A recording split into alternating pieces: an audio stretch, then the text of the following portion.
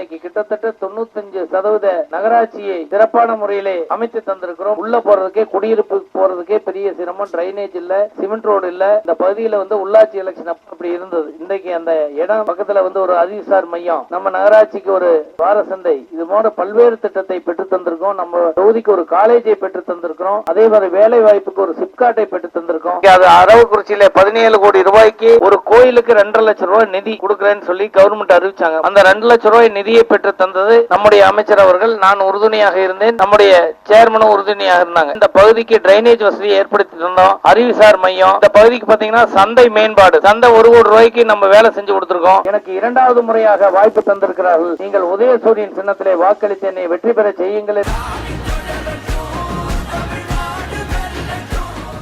அரவக்குறிச்சி சட்டமன்ற தொகுதி வெற்றி வேட்பாளர் மஞ்சனூர் ஆர் இளங்கோ அவர்களுக்கு உதயசூரியன் சின்னத்தில் வாக்களிப்பீர்.